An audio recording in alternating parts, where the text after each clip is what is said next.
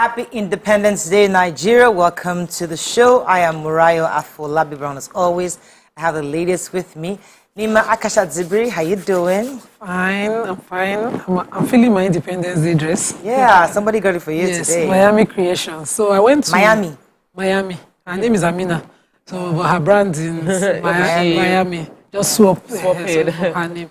So I went to host an event organized by Unilag students where the VC, the deputy VC, and some of the heads of departments were in attendance. And I saw young Unilag undergrads doing creative things. So they're taking advantage of this ASU strike to continue to work. Zeni Crafts, one of the girls that she's serving now, though, that gave us the palm. She is also one of that product. And so I met her in Miami at that event, and she was like, please, can I style you? I said, okay, I don't have any event. I don't go for parties, but my next event is October 1st. And she pulled out something really nice. I love very comfy, your style. It's only pockets that is remaining. Yeah. Only pockets. But the pants are just so perfect. Perfect. Yeah. And she, guessing my style, my measurements online, and she she didn't measure you. She didn't physically come to measure me, so I love that I'm comfortable in it. I love it so much. How are you doing, Tokwe? I'm very grateful to God for life.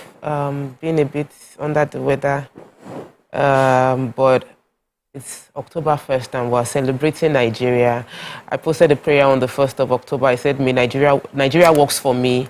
And I really need to keep on saying everybody should say it for themselves and be part of the solution. Nigeria works for me, Nigeria works for you. And spread positivity only. Yeah, so yesterday in church, there was a song that I wish I could just play for the whole of Nigeria. It was a hymn that was a prayer to Nigeria, which was so fantastic. I don't know how we can just get that song out, but it was a very powerful hymn that was composed. And it was, I think, that this time we need to celebrate each other.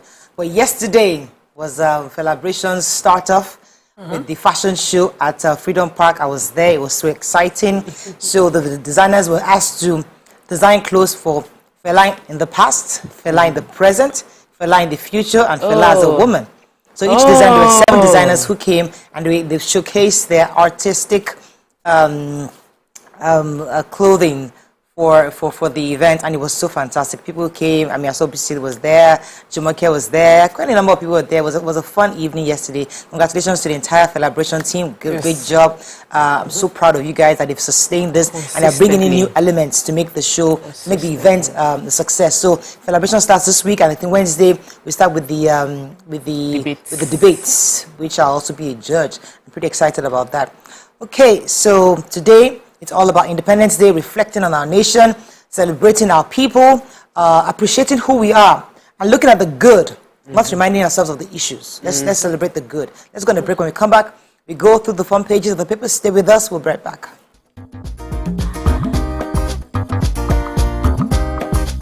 Stay tuned. Your View will be right back.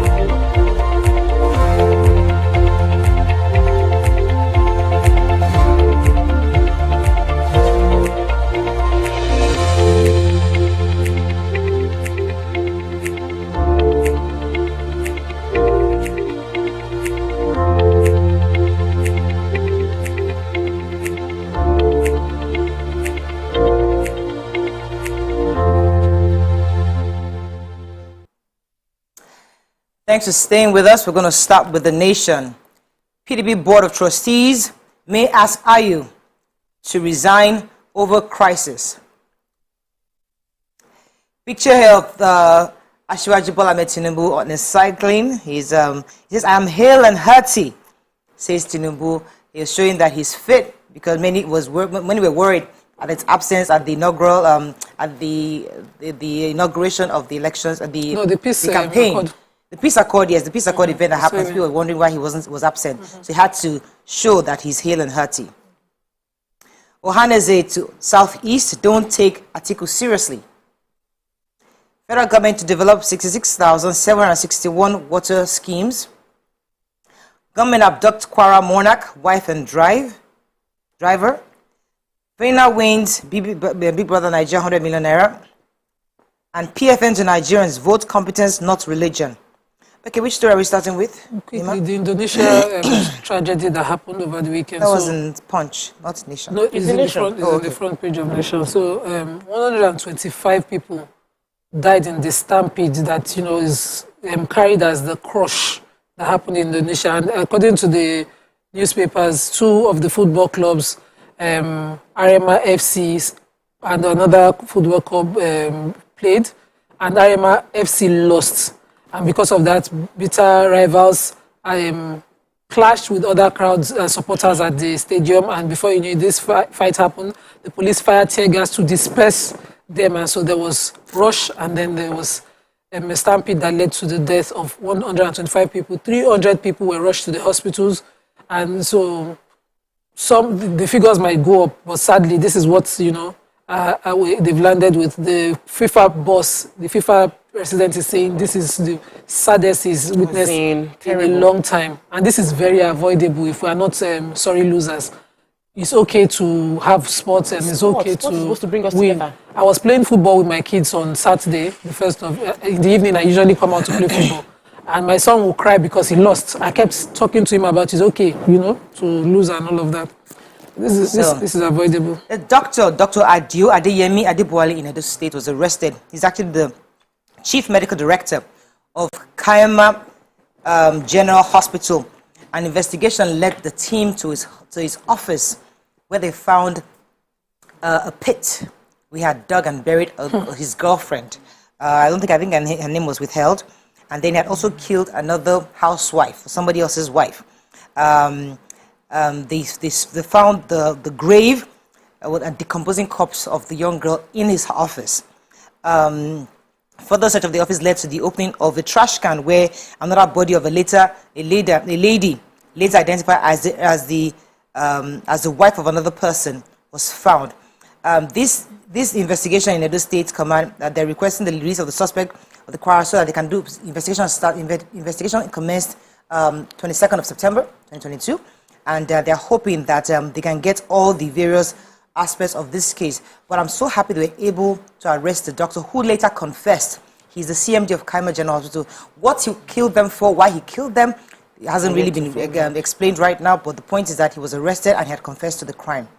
So I want to take the COVID-19 update from the NCDC. We got a report that about 7,000 Nigerians are yet to recover from COVID-19. We know that we had, according to the report, as of September 30, 2022, 7,000 Nigerians are still recovering from COVID-19. Confirmed cases were 265 COVID-19 cases, 3,155 deaths, and 258,000 people fully recovered. You know the way they report news. If 250 people recovered, how come we are highlighting the 7,000 people that have not recovered? Shockingly, though, about 60 of the laboratories that were set up to test for COVID are not functional. 57 are owned by government. About 3 are corporate laboratories. A few of them 13 are testing but are not reporting to NCDC. These are out of the 150 that are in the NCDC network. I think we've relaxed a bit because there's we can now be immunized against COVID, but the NCDC is saying that there are still cases being confirmed daily, and so we should be on the watch for ourselves. Excuse me. Bless you. Let's move on now to the Punch. Aggrieved governors meet in Enugu, plot Ayu's removal. Anger as over 120 fans die in Indonesia. Pay our salaries, doctors tackle Imo, Ondo, and Ekiti. FG finds all firms 127 billion naira for gas flaring. Adeboye plans national prayer fasting, says nation troubled. Strike, reps meet Buhari's Tuesday. FG warns against ASU. And PFN to Nigerians, vote competence, not religion, the nation. Yeah. Okay, so doctors are shouting, pay our salaries. They're talking to the government of Imo, Ondo, and Ekiti. So at the communicate where the doctors met their usual annual AGM, let me quickly find it. Their annual general meeting and scientific conference of the Nigerian Association of Resident Doctors that were held in Abia State, they issued a communique where they are asking that, the government or Nigerians prevail on the governments of Imo, Ekiti, and Ondo State to pay up salaries and arrears that is being owed their members across the states. But in that same communique, they quickly appreciated the federal government for the payment of their medical residency training. But even though it was paid in the old rate, they're asking that, going forward, the new rate of that payment from 2023 Appropriation Act should be followed. They also went on to ask the federal government to expedite the payment of their new hazard allowances contained in the circular from the National Salaries, Income and Wages Commission dated December 22nd, 2021.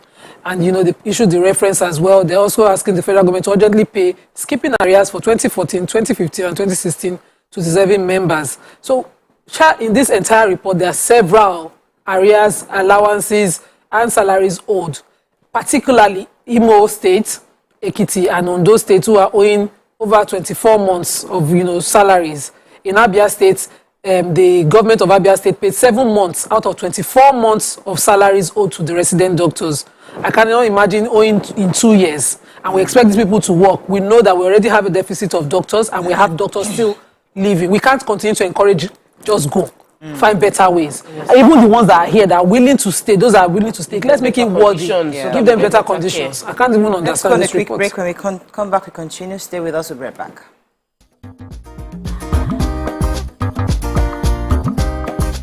Stay tuned.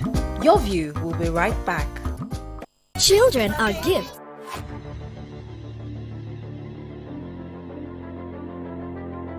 At TVC Communications, we're all about our audience. Millions of viewers, listeners, and readers every day all around Nigeria. Our 2 TV stations are among the most watched in Nigeria.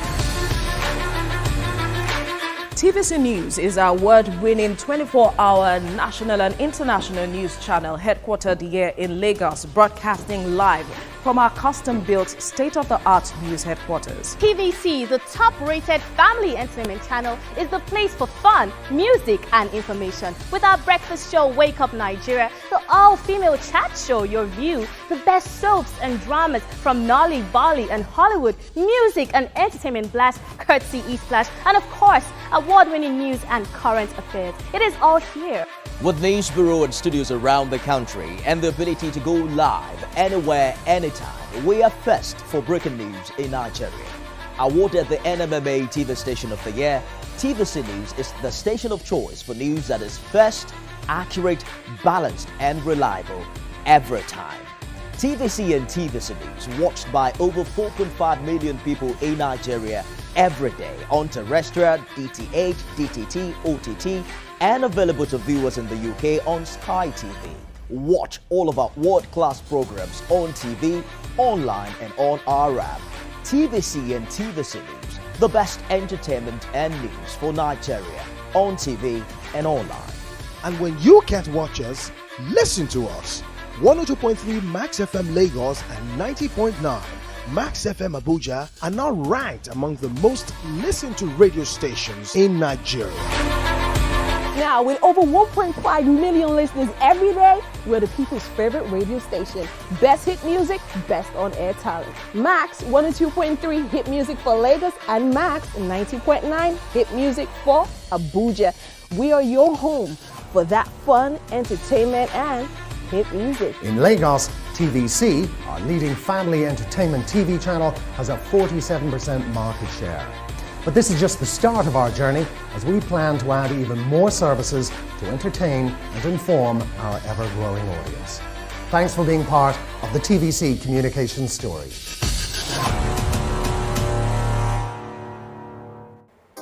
Come closer. little bit more. Perfect. I have exciting news for you. You asked for it and you got it. Your favorite breakfast show, Your View, will be going to 2 hours. We're going to have in-depth analysis of the newspaper review and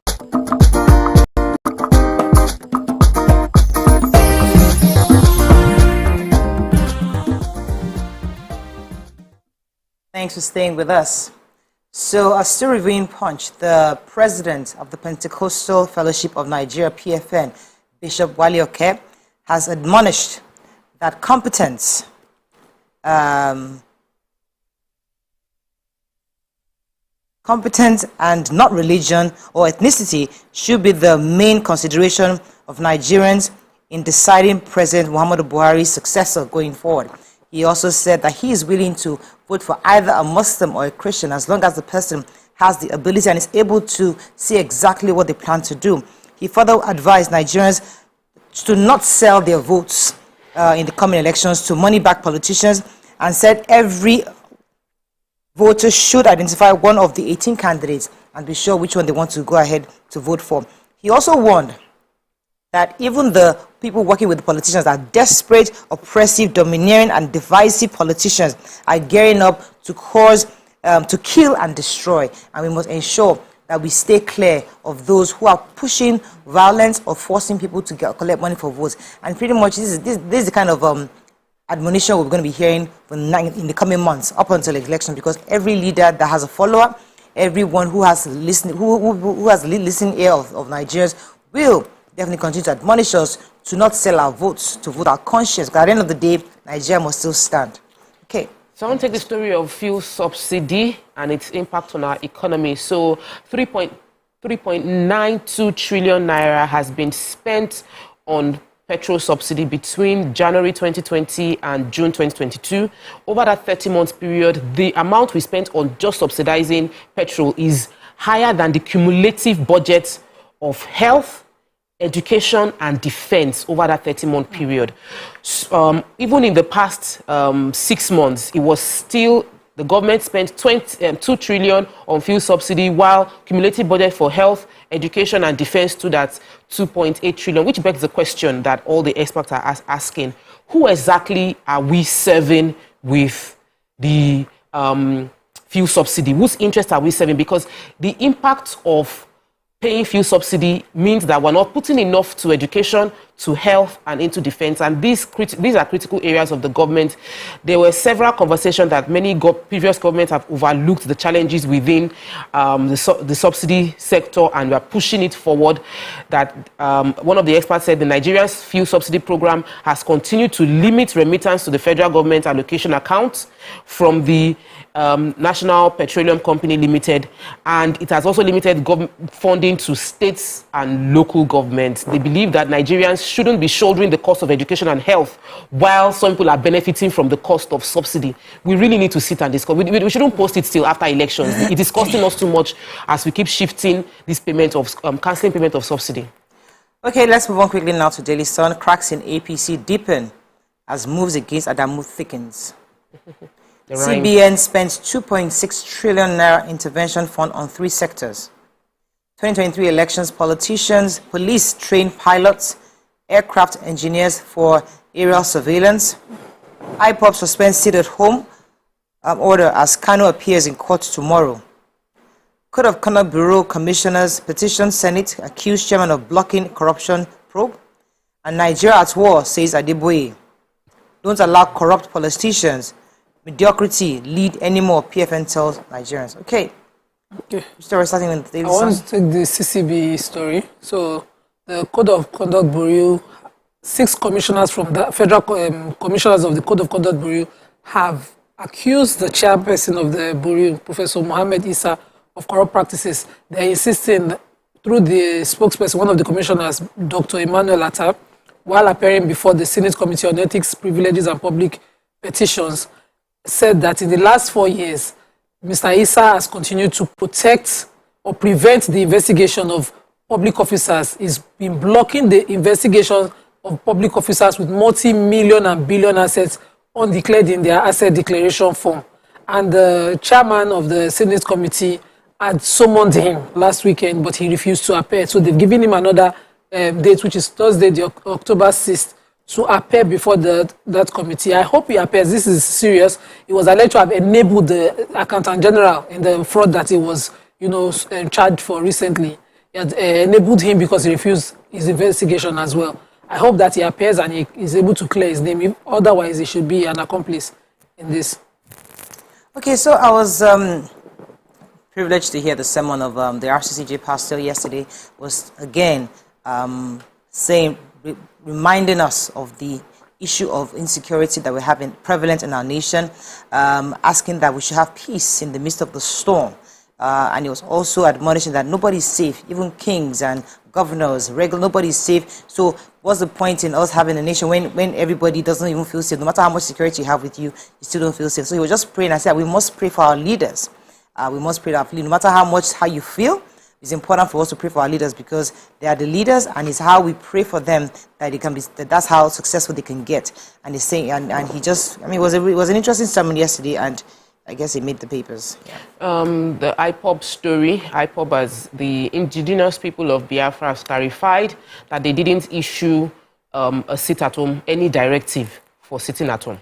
That they didn't issue the sit-at-home order because some reports came out that the IPOB had issued a sit-at-home order on Tuesday, October 4th, because that's the day that Nnamdi Kanu is meant to appear in court, and the Publicity Secretary of IPOB has said that that's Emmanuel Powerful on Sunday, urged the people of the region to ignore any of those kind of rumors, adding that they are not responsible for those peddling falsehood and they should stop it immediately. Generally, there is no body going to enforce it at home. It did not come from IPOB. And then the conversation tilted into the court's appearance that will take place tomorrow. I don't think it is necessary. Just let's let the court follow its due course. But for the sit at home, they are saying they did not give such order. So let's let them go out tomorrow. Try to expedite this. Yes, because the remaining part of this article is all about them attacking the government and all of that, which isn't necessary for us to. Okay, the Nigerian Tribune. We're going to take the points. Let's take the point very quickly. Kokonso contender or spoiler. Salary earners recount ordeals amid cost of living crisis. Police confirm arrest of hospital CMD for allegedly killing girlfriend and one other person. LP leaders refuse to submit names of Lagos National Assembly candidates to INEC because of 30 million naira bribe. Atiku's consistent struggle to be president and serial losses in the north. And man accused of evil hacks mother to death. You have the story? Any story there, Topper? Okay, let's move on now to the Nigerian Tribune. Wike Makinde, 3 others meet in Enugu, consider options. NDLA arrests ex-footballer for cocaine trafficking at the Lagos airport. FG to concession, Abuja, Kaduna, Lagos, Ibadan, and Itukpe, Mori rail lines. 2 German shepherds belonging to church kill a man in Lagos. Oh my God. Bauchi co-ops hunters into forest guards to fight insecurity. Flood sacks Edo communities, displaces over 100 people. Decomposing bodies of 2 missing ladies found in Kwara CMD's office. And states to access World Bank's $750 million facility by December. Islamic cleric who saved Christians airport cleaner among 437 national honorees. Okay, which story is taken in the Nigerian Tribune? I was going to take the NDLEA story. There was a young man, let me guess his name.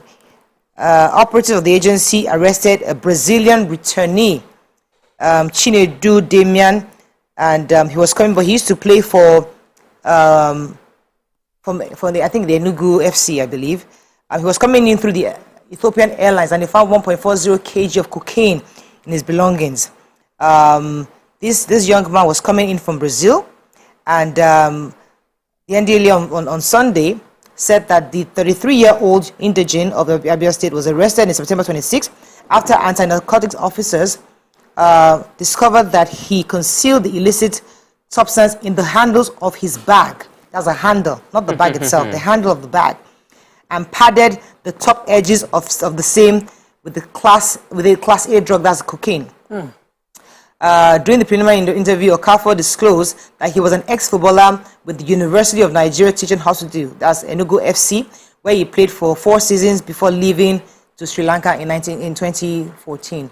So this is another Nigerian star who could have done better, but unfortunately made wrong choices. So okay, Bauchi, yes, the governor of Bauchi has co-opted the Nigerian Hunters and Forestry Security Service into its Forest Guard efforts to tackle crime and criminality within the forest. So the information came through the Senior Special Assistant to the State Governor on Security, Aliyu Umar, disclosed this while briefing this journalist over the weekend that because of the challenges of deforestation, there are people that are logging and making charcoal, and this is in line with the extant rules and regulation guiding forest reserves. They have decided to cooperate with the Nigerian Association of Hunters and created a new unit to secure the forest of Bauchi. They say, well, they're grateful to the governor for providing the organization with the necessary funds to ensure that they are able to secure the forest across the state. We also know that the forest is usually where criminals hide and carry out their negative actions. So we're looking forward to how this would reduce issues of security management, which is part of the things that they are also going to be dealing with in the forest. So the state honor, Abdullahi Abubakar, the Islamic cleric, that's the imam in Plateau State, who was able to hide about 262 Christians in a mosque during a bandit attack, is one of those nominated, one of the 437 persons nominated by the federal government to receive national honors. And he's to receive the Member of the Order of the Niger. This award is to be presented by the president today in Abuja, the State House. And speaking on what motivated him, he also talked about how he has never experienced such a terrible thing. I think this particular act that he did continues to stand out as the example of humanity that we should follow. I also commend those who nominated him. I think he's overdue for that honor anyway. Okay. All right, that's all we can take on Front Page. When we come back, we discuss Nigeria. It's our hot topic today. And the idea really is to say something good about our nation. It's going to break. We'll be right back.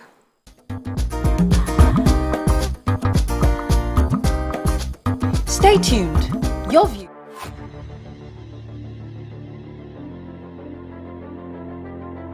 At TVC Communications, we're all about our audience. Millions of viewers, listeners, and readers every day all around Nigeria.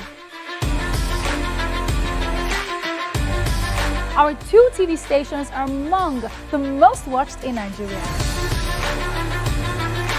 TVC News is our award-winning 24-hour national and international news channel headquartered here in Lagos, broadcasting live from our custom-built state-of-the-art news headquarters. TVC, the top-rated family entertainment channel, is the place for fun, music, and information. With our breakfast show, Wake Up Nigeria, the all-female chat show, Your View, the best soaps and dramas from Nolly, Bali, and Hollywood, music and entertainment blast, courtesy E-Splash, and of course, award-winning news and current affairs. It is all here.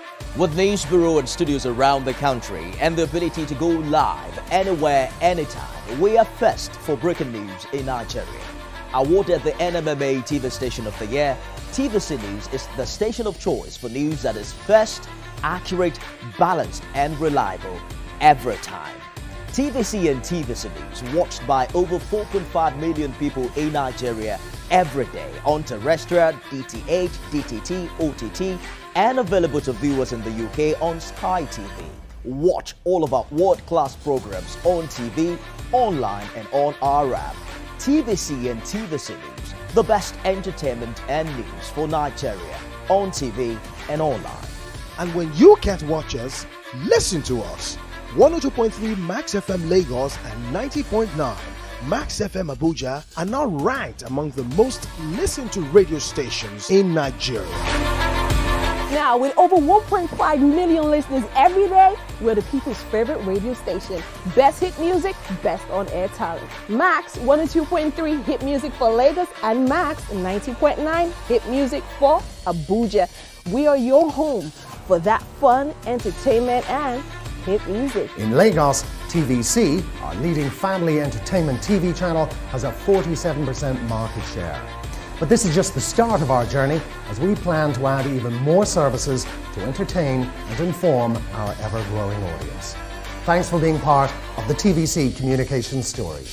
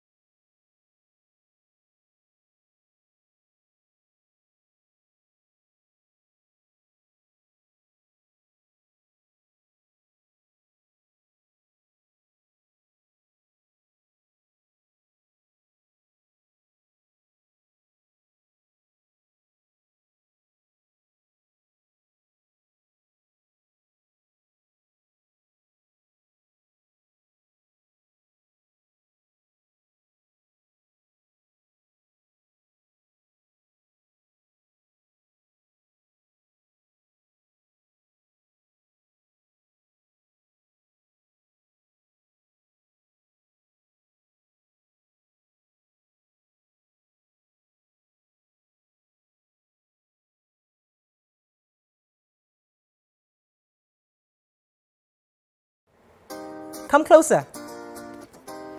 A little bit more. Perfect. I have exciting news for you. You asked for it and you got it. Your favorite breakfast show, Your View, will be going to 2 hours. We're going to have in-depth analysis of the newspaper review and more conversations on the hot topics. The ladies of Your View and I will be stirring up our guests to get in-depth into all the various topics, and you, our viewers, will have the opportunity to call in and share your views. After all, it's Your View. Join us on Your View, 9 a.m. to 11 a.m. for a fantastic conversation. Don't miss it.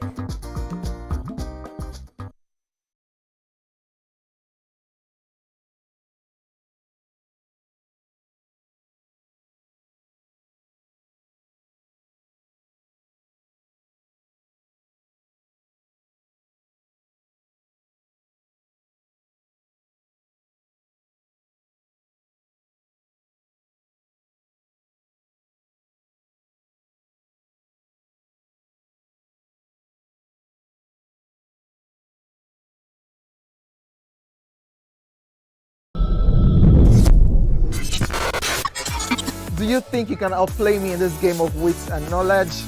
Can you go 7 rounds without flinching? I meant answering 7 questions correctly. How well can you hold your liquor? If you're curious, then join us for the most exciting conversation and games with your favorite celebrities on 7 of 7.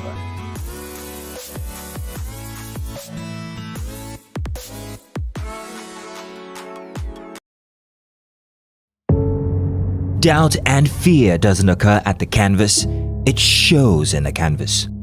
It shows the conation of raw earthen material slabbed, stroked and molded at a pace provided by the doubt and fear.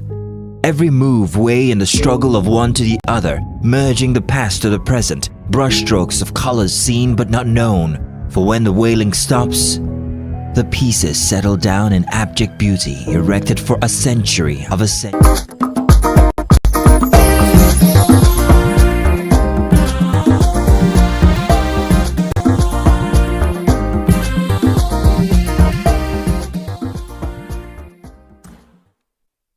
Thanks for staying with us. Nigeria across the world remembered the 1st of October as the 62nd year of the independence of this great nation. For many, there's little or nothing to celebrate, especially with the socio-economic hardship, insecurity of lives and properties in our country, and so many other negative things. What are your thoughts, especially that this is the very final Independence Day of our outgoing president, President Muhammadu Buhari, and reflecting on what has been done so far? And I was going to even start this conversation with when yesterday, was it over the weekend? I watched a movie. I watched Brotherhood. It's a Nigerian movie, and the movie was such a good movie. I had to go to the cinemas to watch it, and I think I still talked about the other movie, Prophetess, which I did. And when I watch this Nigerian work, this body of work Nigerians do, I say to myself, these are Nigerians, and if nothing inspires you, if nothing at all around you inspires you, our entertainment industry in itself is enough for you to say, you know what, I'm going to believe in this nation. So if we love to criticize, maybe sometimes we should reflect or look at this, the Nollywood. I was so impressed by the work that was done in Brotherhood. I'm like, is this in Nigeria? Are you serious? So I'm thinking to yourself, like, we have the ability, we have the capability, we have we are one of the smartest black people in the world. And I think it's important for us to begin to highlight these good things about us and not to focus on the negatives. What are your thoughts as we celebrate 62nd year anniversary of Nigeria, and how does it make you feel? Let me start with you, Nima. Okay. I feel proud to be Nigerian. I see all the challenges. In fact, nobody sees it more than me. Because if you look at my life, see it every day. Every day. So I see resilient people. I see people who, against all odds, choose to do things honestly. I see those who cannot leave this country. I live with some people who will be like, Mamala Olu will say, "Me mo biko koju Shagamu lo, you know, those kind of people, if we talk about the Jackpot mentality, they don't know what it means. Maybe for their kids, but for them, this is where they are from. And I always say, when my parents would, say, my dad would say to me, God makes no mistakes. This geographical region, this land, it's not a curse, like some people like to make it. Yeah. And so when you're frustrated, what you should do is have blessing in your tongue. You should bless your circumstances, your situation, your place at the time, and whatever hardship you want, that you want to change, you will that change. But Nigerians, when they're frustrated, they curse the land, they curse the government, they curse themselves. We go on and on and on, talking about ourselves, cursing our place, joining others. And then when we go, we hear the people who bless their nation. God bless America. God bless. We wish that, that our country is like theirs. But we don't do what they do. We don't bless our land. Everybody gives up at the slightest opportunity. This country, it will be the same as as China was in the days and things changed. It is one flip that will change this thing. One flip will change the hardship that we claim is the narrative here. Yeah. It is not that narrative. If it was that narrative, why do we wish to go back to the good old days? In those good old days, some people had some difficulties they wanted to change. So if we continue to curse, the curses continue to be our narrative, and it must change. I love this place. I am birthed here. My ancestry, several generations ago, were birthed here. They were disturbed, they relocated, they resettled, and they continue to thrive here. So I will thrive here. Yeah. Talk about what was your mindset in this year's Independence Day, and what came to mind as people were celebrating and talking about Nigeria? I love Nigeria. I love Nigeria. I'm proud of Nigeria. I noticed, I was telling my staff something as we did a video to celebrate Nigeria. And I said, the video is about I am Nigeria, and say things positive about Nigeria. And they were like, there's so many negative things. I said, if you calculate the population, we are 200 million people and above. If you calculate the number of people that are doing bad, it is less than 10%, it's less than 5%, it's less than 1%. Why are we allowing the little bad color our sight to all the good happening around us? Why are we focusing on what is not working? For me, Nigeria works for me. If there's only one person that Nigeria will work for, I am that person. And I say, just say it for yourself. Don't beef my affirmation. Say your own. Nigeria entertainment industry has resiliently fought against whatever is happening here and put themselves on the map of the world. Anywhere you are in the world, like you are in a mall and you just listen to, people are vibing to Nigerian music like it is everybody's song in the world. You watched Brotherhood. I watched Anikulapo. Yes, I also watched that too. I'm like, these are people that are in Nigeria doing things anybody watching that movie would watch with. I've watched King Woman, I've watched Anikulapo. There's no difference, Murayo. What is the difference? His story is ethnic. We are doing things. And I want to tell Nigerians that be part of the solution, not the problem. Largely, it is the middle class and the elites that are checking out. Hallelujah. The majority are not leaving because the majority don't have option. The middle class has tasted what they think is foreign, and so they feel like that place is better. But you can make this place your Goshen. You can make this Nigeria the solution that other people will come to. And yes, somebody will say, you cannot do anything without the government. Yes, you can. I've met successful businesses thanks to LBS that they've never done any transaction with Nigerian government. And they are, one of them is marking 30 years next year, and they are doing well. Yeah, Mick, you're going too far. We had a guest just from First Consultant. Yes, cardiologist. The guy said, listen, we don't even do anything government. I just call my friends, because he's been in America for 30 years, a doctor. He's a cardiologist. He calls his friends from the US, Nigerians, and they come together. Happen. Those in Nigeria also, they come together. They found a foundation, because First, is it what's it called now? First Consultant, I think, cardiology. Yes. They are unable to, it's a high-end hospital in Nigeria. Yes, we do that, but because they also wanted to ensure that they are able to treat heart disease across Nigeria. So they founded a foundation where they've gotten their friends to put money together, and they're helping people. You don't have to have anything to go there. The point is, you can do good things without the government. So you don't need the government. Yes, government is still taking their own steps, but you don't have to do that. Sometimes it might be difficult. But you know, let's come back to what is inspiring us as a nation. Because I mean, many people when they leave abroad. I mean, I knew there was somebody I know. She was expecting something from. She lives in the UK. She was expecting something from Nigeria. I think maybe the ports disappointed, and she was so angry. And she was just raining curses. Can you come? And she was going, and I was like, oh my goodness, please stop. And she was going on and on, cursing and cursing, you know. And it's so easy to curse Nigeria when you're outside Nigeria.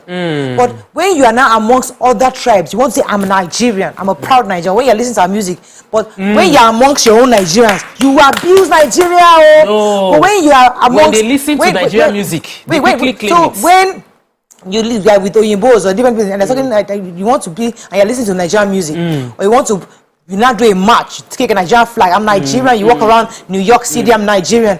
When you now come home, you're the first to tweet about how bad. So the point is that we should, if we're going to love Nigeria, love it, and and loving Nigeria doesn't mean you have to criticize. Yes, it there doesn't are have issues. to be perfect. It doesn't have to be perfect either. Hurricane, what is it happening in Florida? And Mama Garlic was speaking to on yesterday evening.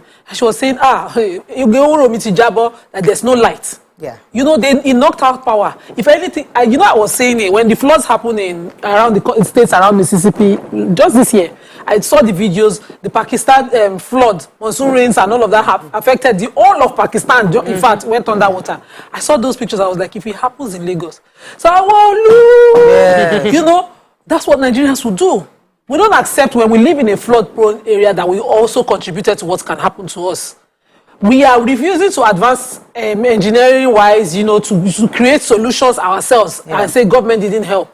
Every time we have those ideas, we think, no, it's better I go and stay abroad so that I can flourish. You know, no Nigerian has decided to stick through and push through something and follow the books and say, okay, this is what they call it. They will say in science, have your records and all of that, testing and all of that. Do the entire thing they want to do and sell it from here. The way they do in China, I think China is overrated. Most of the things I have bought this year, everything, but the Chinese will never disown their own. I don't understand why we do this thing. I was on a live on Thursday, and I was looking at the bridge that is crossing to Festac, and I was like, if they finish this bridge, man.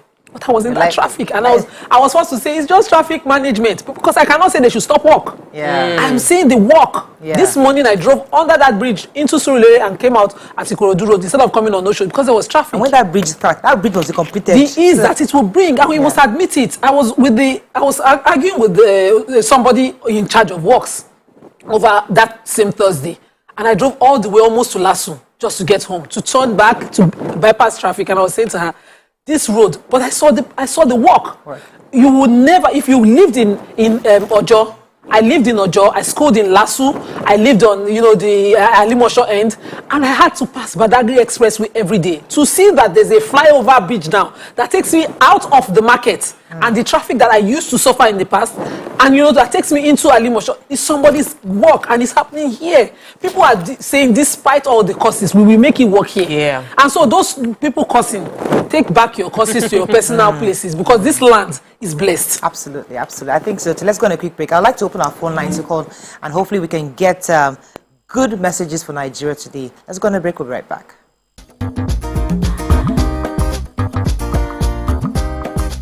Stay tuned. Your View will be right back.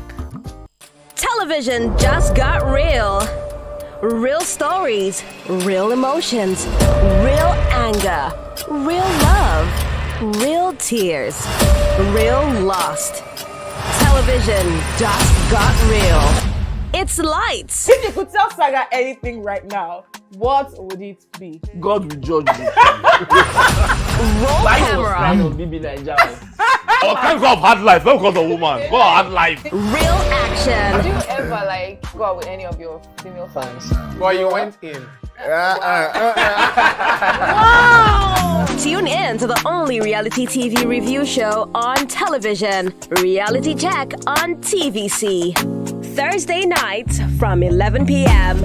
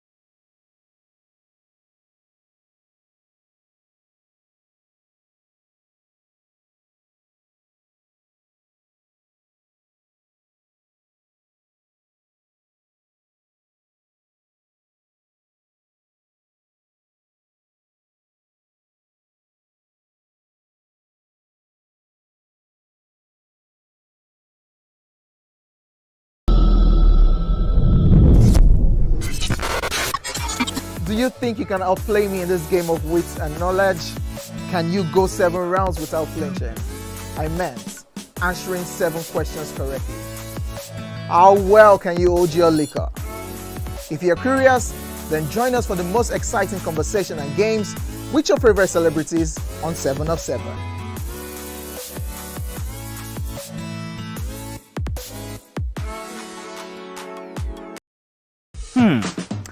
So, have you ever wondered what happens behind the curtains of a man's mind? Or perhaps you're one of those who wonder what men talk about when they gather. Well, here goes. Imagine what it takes to put together the perfect cocktail. Or maybe mocktail. We need a bit of sports, a sprinkling of current affairs, some very deep topical issues, and last but not the least, a healthy dose of grumbling of those we love to hate. And yes, you guessed it, women.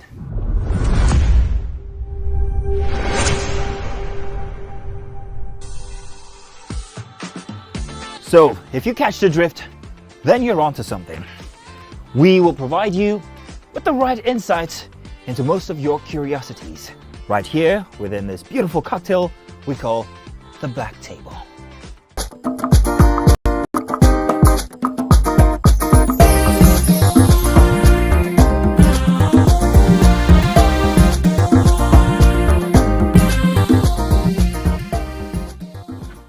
Thanks for staying with us. So we're going to be taking the conversation a bit deeper, and I'll be referencing an article by Ms. Adefeko, and he was asking some pertinent questions, saying that is Nigeria a state or a nation? After 62 years, can we categorically say that we're a state or a nation?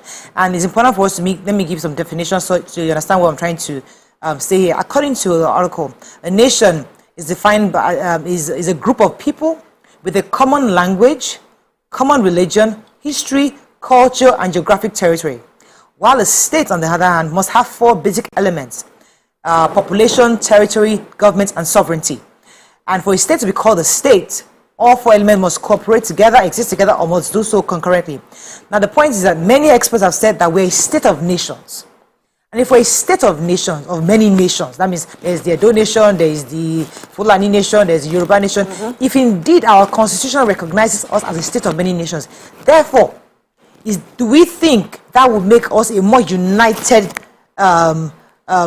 state? Because the problem we've found is the diversity. We've not been able to bring strength out of our diversity, there's been a lot of division amongst us, either politically or otherwise. But the point is, one of the issues we're still facing as a Nigerian is 62 years later, can we boast that we are one state? Or can we boast that we're a nation? Or we're both? That's the confusion. Because that's the problem we have with the difference and the culture. Not accepting that you're different from me and using that, our difference, to get back to become a stronger nation. What are your thoughts on this? On this? So I feel that that's what this show is about. The idea of this show is I don't need to agree with you.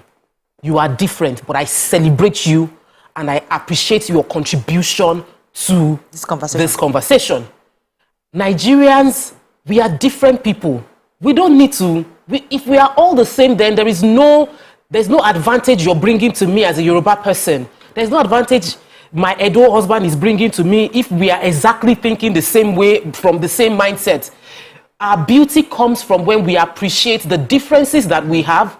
We're not trying to convince this person to begin to think like me, but we celebrate and hear that person and let that person's ideas cross-fertilize with mine. And then we come out beautiful, we come out stronger, we come out better. One of our challenges we've had in this country is that some people are profiting from our division. And as long as they continue to profit from our division, they will continue to spread hate and they will continue to polarize us along ethnic lines. It doesn't work for us. The Nigerian people should realize something, that we are stronger together. We are one. You might say that, you might listen to some people that are making you feel like this person is at an advantage, but really when you look at it, there is no advantage in being from any part of this country. The only advantage is being from in the political positions. That's the truth. Currently, your ethnicity brings you no advantage. It is being in the political position brings you advantage. So let all of us listen to each other really and leave aside our ethnicity and come together to talk to those in power that you will no longer deceive us. We are together and we are going to build a nation out of ourselves. Let me take this call from Jeffrey that comes to you, Nima. Good morning, Jeffrey. Are you there? Good morning. You're live. Go ahead, please. Happy Independence Day. Thank you so much. I just want Nigerians to know that amid all these challenges we are having, Nigeria is blessed. We've been watching international news and we've seen how natural disasters are costing lives. But for Nigeria, we are blessed. In every ramification, we are blessed. So just a word for Nigerians. We need to pray for this country. We need to do it ourselves. Let's unite ourselves. If the woman in the market can be sincere to herself, to her customers, the change begins with her. Fantastic. Nima, your thoughts on this diversity that we have? Okay, 200 million plus people, 371 plus tribes and ethnicities, and over 500 languages. It's not going to be moi that, you know, that will just at once never disagree. But what we must highlight is our unique differences. In some areas, they are so industrious. In some areas, they are so intellectual. In some areas, they are so people, social skills and all of that. And each of those unique differences is what we must highlight and appreciate instead of the negatives. When you see some tribes talk about other tribes, they talk about it with all sense, all pain and past histories. We share histories. We know that in those days, tribes had to fight wars, villages were taken over, kings, you know, expanded their kingdoms and all of that. But if you look at it positively, you will see a shared history instead of holding on to grudges. So for instance, in Edo, you'll find the Benin kingdom expand all the way to Onisha. So they have Obi there. They also pray and say, Ise. It means that, you know, some king continue to expand. And if you look at it with a shared history mentality, you will not see it as something that, no, they came to conquer my people. And that negativity that we'll talk about some tribes and say, no, this tribe can never be president, all that kind of mentality has to be put aside and focus on our unique strength, our unique differences and our strength. And that way we can, and if you give, see, let's not deceive ourselves. The England and the Americas that we are shouting about, they had time to evolve. Let's give ourselves some time to become that one united nation. It cannot happen by magic. It will happen over time. Okay, let me take Emmanuel. Good morning, Emmanuel. Are you there? Yes, good morning. You're live. Good morning, ladies.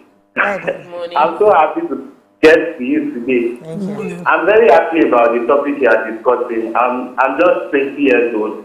and I'm very passionate about Nigeria. And I believe, can you hear me? Yes. Very clearly. Okay, I believe in Nigeria changed a lot. And for example, in my state, Cross River State, over the past few years, I've seen from the government of Donald Duke how it has gone down to becoming something else. And I'm like, this is something that somebody has been there before and he has done a lot of work and we can see.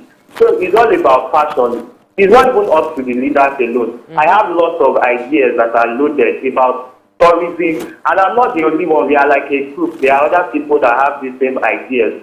And recently, one of them traveled out, and we are like, we don't even need to run away. If we give ourselves 5 years, in 5 years' time, we will change Nigeria. Even Cross River State alone will be the reason why people will come to Nigeria, just Cross River State alone. We need more people like this to have the same vision. Be passionate about your own community. That because of my community alone, people are going to come to Nigeria. People are going to know my country because of my community. That way you bring innovations, and before you know it, things have changed. So thank you very much. Thank you very much, Emmanuel. Let me take this statement from the article I was referencing, Ade Adefeko. He was saying that in a situation where clannishness and ethnic chauvinism are demonstrated within the leadership space, it becomes pretty difficult for discerning citizens to have confidence in the nationhood of the country. And it goes back to the role of leadership. Because, as you said earlier, they use ethnicity and religions to divide us. Because when you speak to regular Nigerians, many of them do have relationships across all ethnic tribes and religions. But our leaders have failed to adhere to justice, equity, and fairness.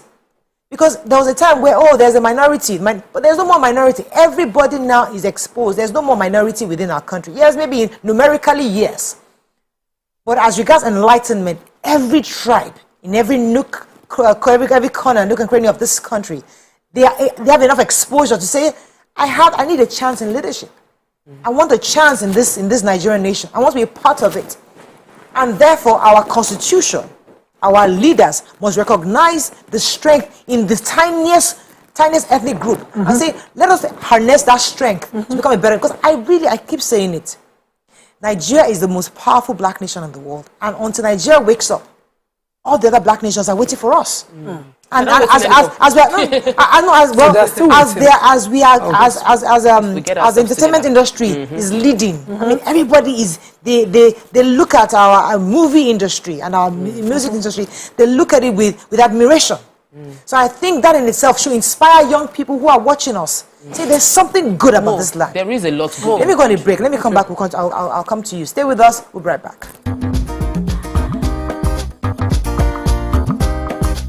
Stay tuned. Your View will be right back. Minister for Enjoyment is what everyone calls me because I love to enjoy myself. So creamy. So good. Enjoyment Minister, can we get back to the meeting? Sorry, Cowbell evaporated milk is delicious milk that is carefully formulated to retain its creaminess and great taste. Even hubby loves the creamy taste. So creamy. So good.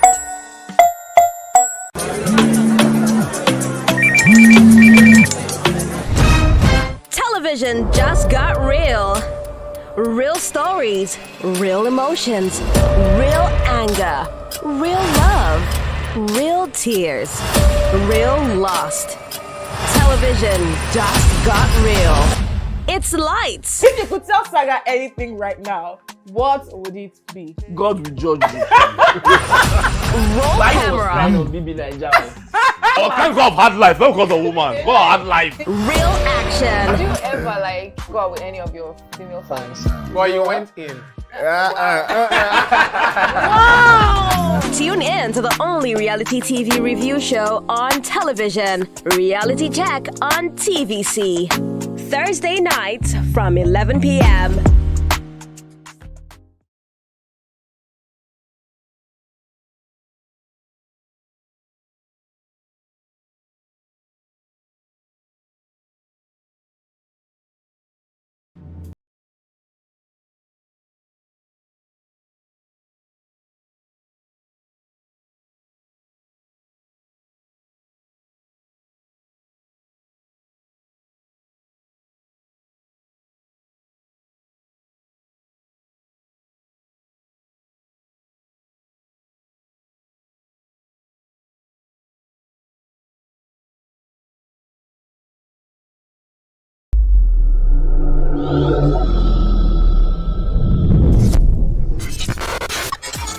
you think you can outplay me in this game of wits and knowledge?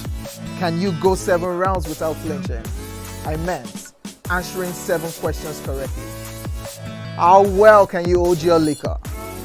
If you're curious, then join us for the most exciting conversation and games with your favorite celebrities on 7 of 7.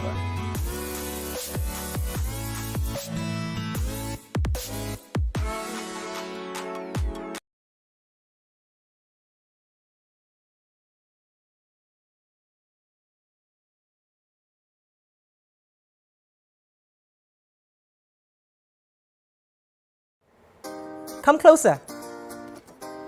A little bit more. Perfect. I have exciting news for you. You asked for it and you got it. Your favorite breakfast show, Your View, will be going to 2 hours. We're going to have in-depth analysis of the newspaper review and more conversations on the hot topics. The ladies of Your View and I will be stirring up our guests to get in-depth into all the various topics.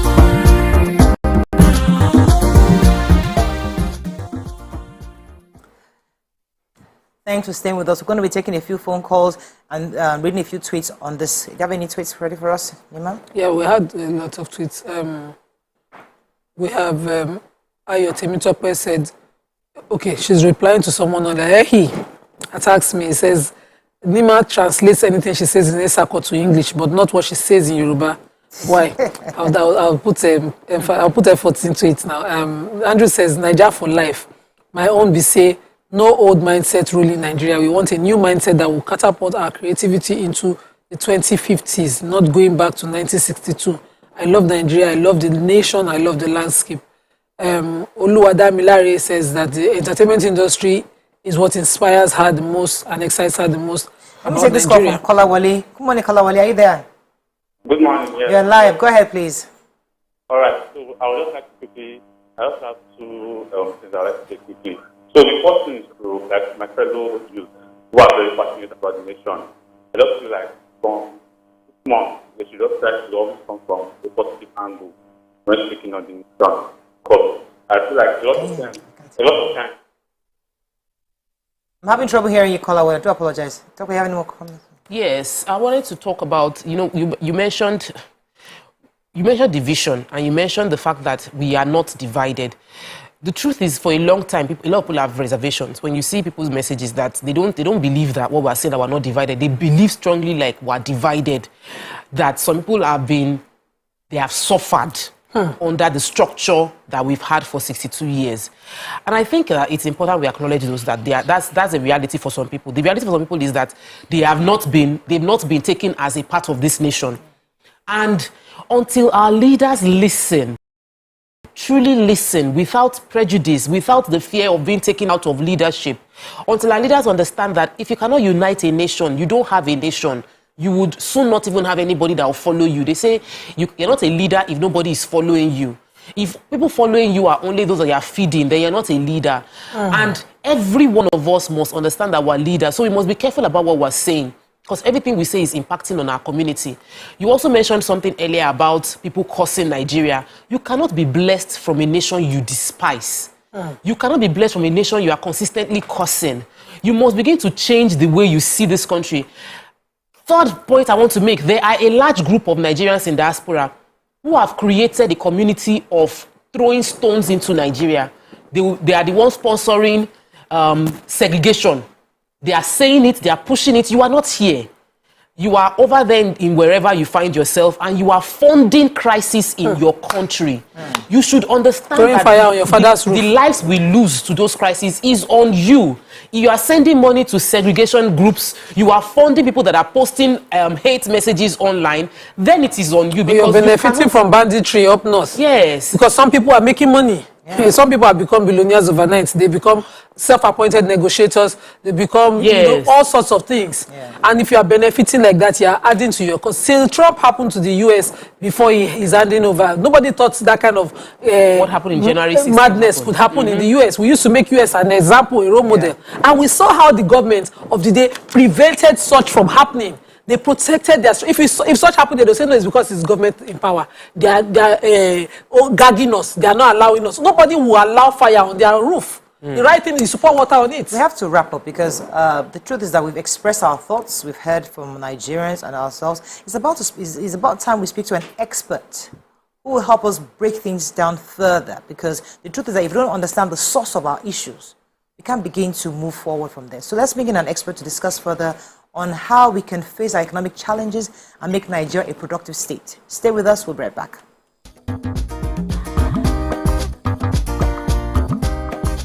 Stay tuned. Your View will be right back.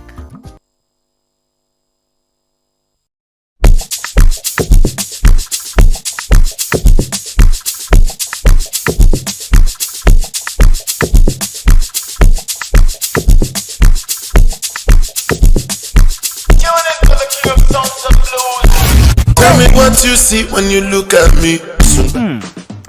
So, have you ever wondered what happens behind the curtains of a man's mind? Or perhaps you're one of those who wonder what men talk about when they gather. Well, here goes. Imagine what it takes to put together the perfect cocktail. Or maybe mocktail. We need a bit of sports, a sprinkling of current affairs, some very deep topical issues, and last but not the least, a healthy dose of grumbling of those we love to hate. And yes, you guessed it, women.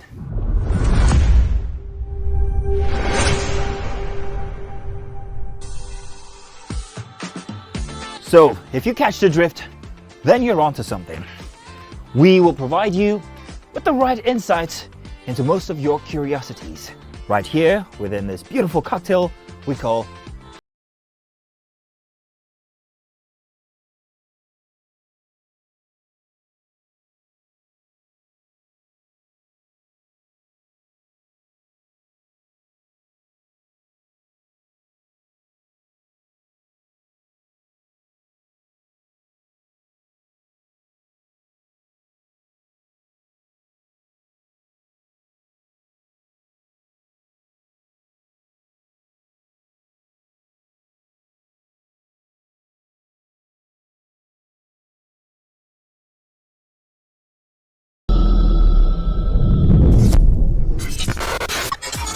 Do you think you can outplay me in this game of wits and knowledge?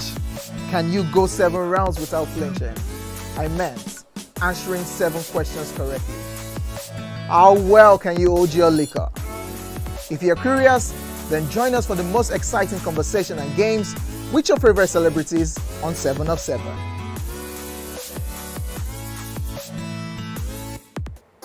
Come closer. A little bit more. Perfect. I have exciting news for you. You asked for it and you got it.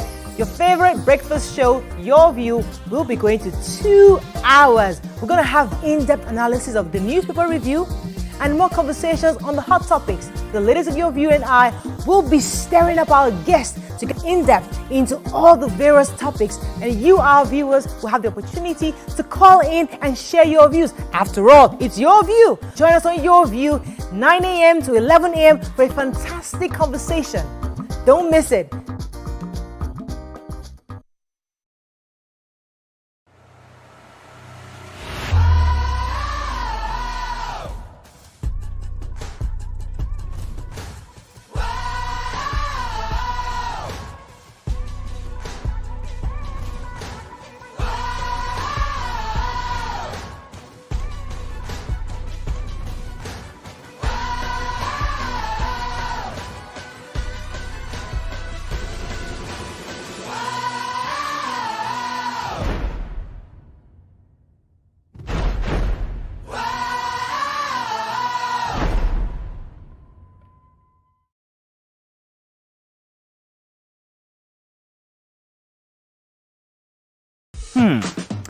So, have you ever wondered what happens behind the curtains of a man's mind?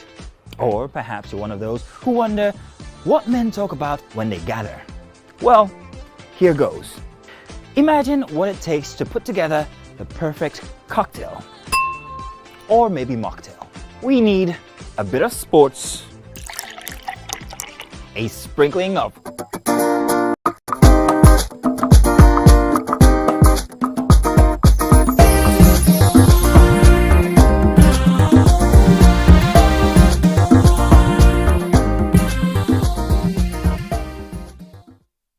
Thanks for staying with us. Joining us on the show now is a business and economic intelligence analyst, Roman Osagele. He will be sharing a detailed analysis from 1960 to date, using empirical facts and data to how world events have shaped Nigeria's economy. Welcome to the show. It's always good to have you, Mr. Osagele. It's good to have you. So before you came on the show, we expressed our individual thoughts on Nigeria, what has inspired us, the good, the bad, the ugly, how divided we've been, how our leaders aren't even helping matters at all.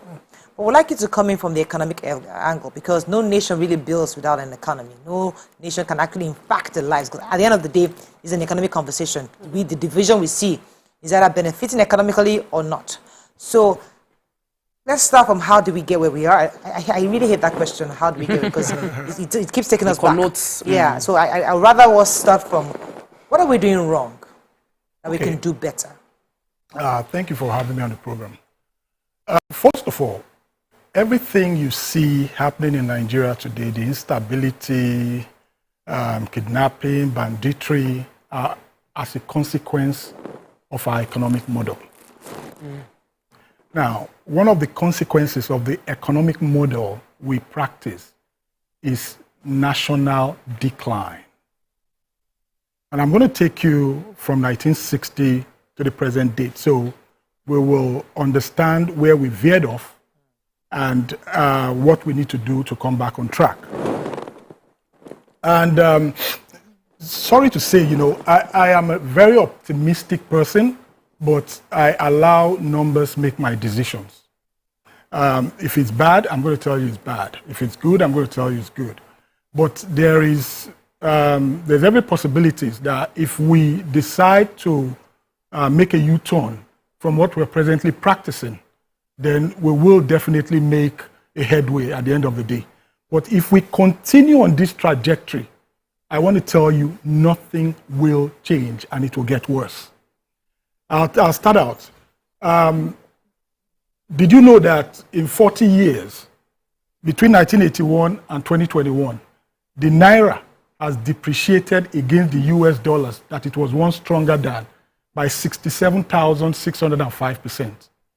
Now, if you look at that trajectory of the depreciation, all you see is that the Naira depreciates both during economic growth and economic recession. That means there's something fundamentally wrong.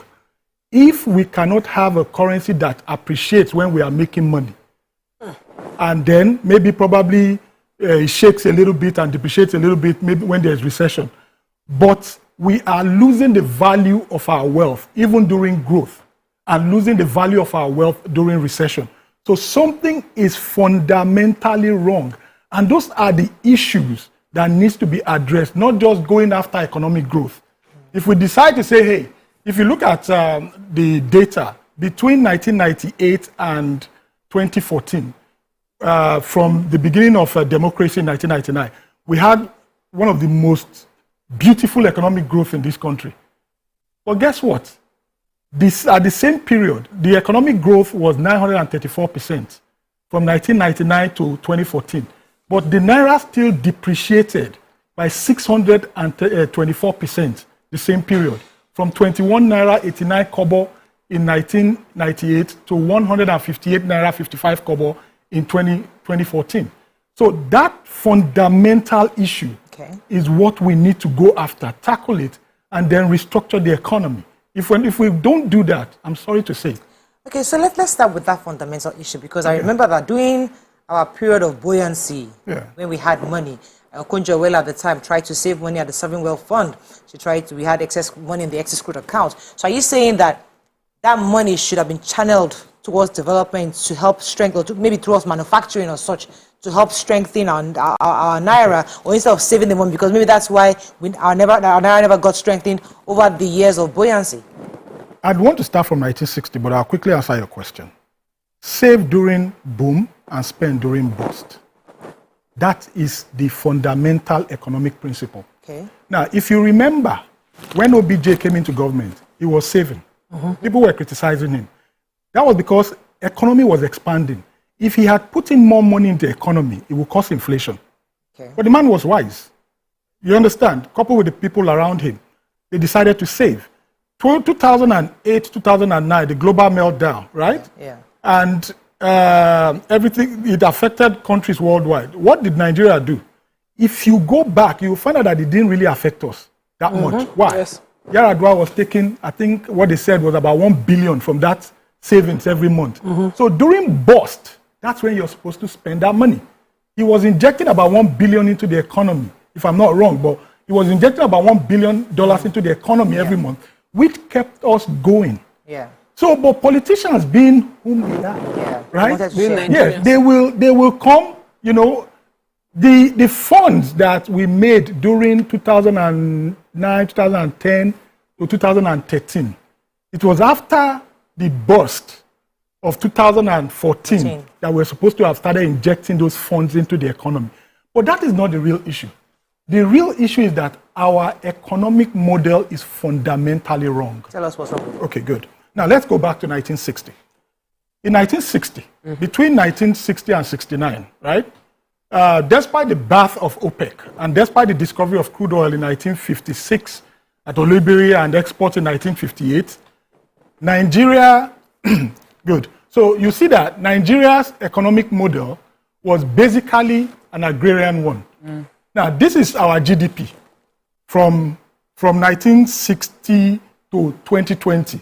Now you see how from 1960 to 1981 it was climbing, right? Now I will explain what happened. Between 1960 and 1981, 1960 and 1969, Nigeria's economic model, if we can go to slide 1, please. Slide 1. Nigeria's economic model was basically agrarian. Okay. Export, agriculture accounted for 54.7% of our external earnings. Of our export. And 75% of our external earnings. Okay. Right? Now, that means that it was a productive economy. And it was steady. It was steady. Now, growth, when you look at countries that grow in a linear curve, right? You find out that their growth is stable. Yeah. They grow gradually. Slow but steady. Yeah, it's slow but steady, right? Now, between 1960 and 1969, go to slide 3, please. 1960 and 1969, GDP increased from $4.2 billion in 1960 to $6.63 billion in 1969.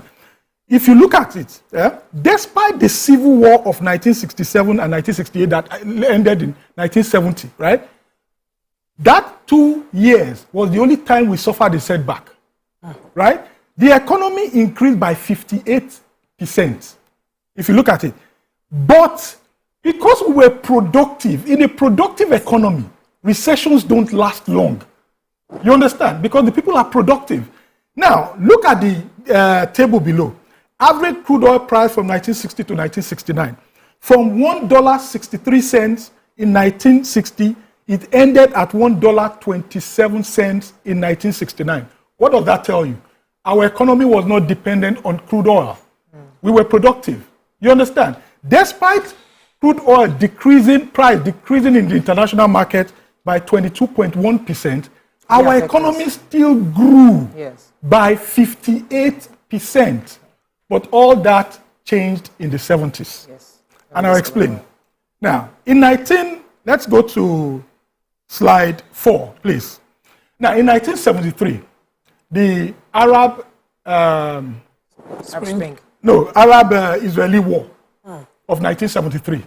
Now, when that war happened, the Arab nations ganged up and decided to punish the United States. And because they would not export crude oil to the United States, the West, because of its industrialization and dependent on crude oil, turned to countries like Nigeria And what did we do? Money flowed in. You understand? So we had the quota, the price was good. Go to the next slide, please. Slide 5.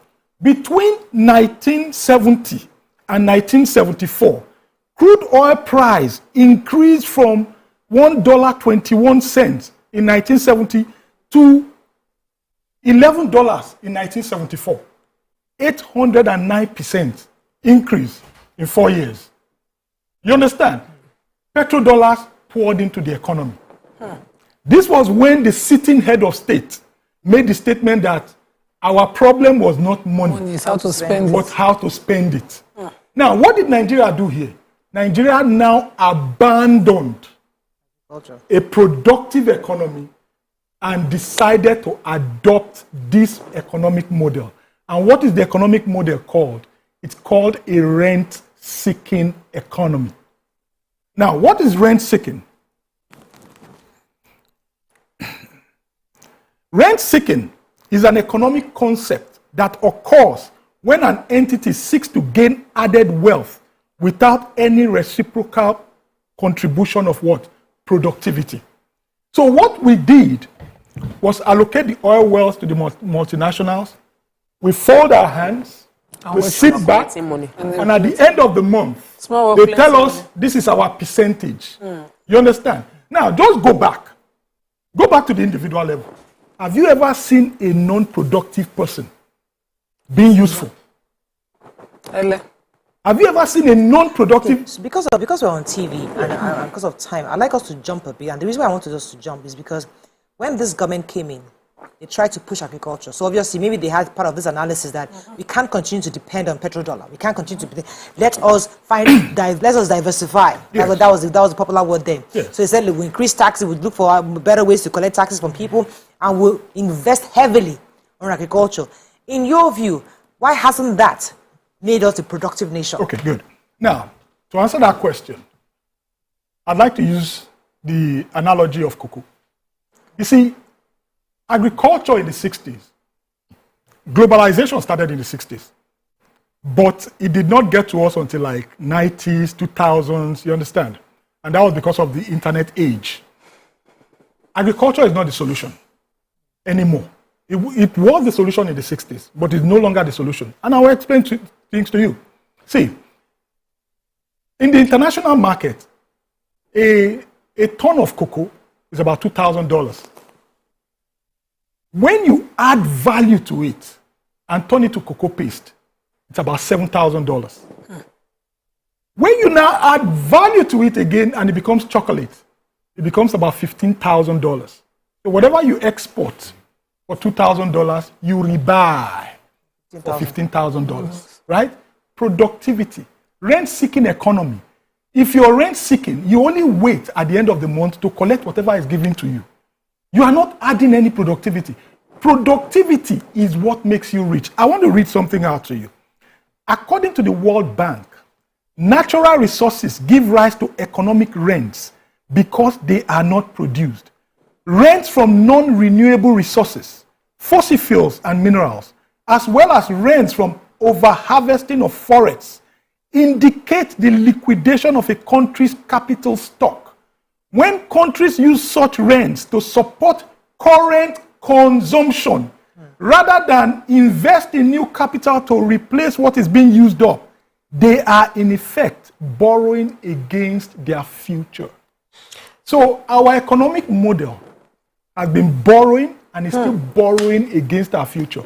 Remember when I came here and I demonstrated the concept of the balance sheet, and I showed you that each time you mine your crude oil, right, you're getting poorer. Yes. Because the crude oil is actually has been analyzed as part of your total wealth.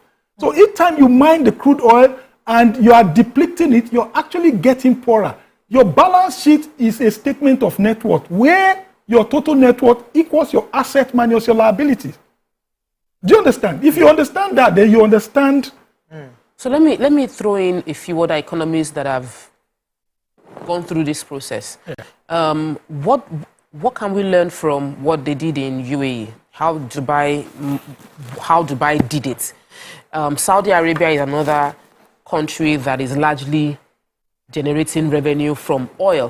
What did they do that we failed to do that has brought us here? And we're getting into election season. What are the things that we should be looking out for when we're listening to our politicians? Because if we're not informed, we will not know what to look out for. Good. Now, let me answer the Saudi.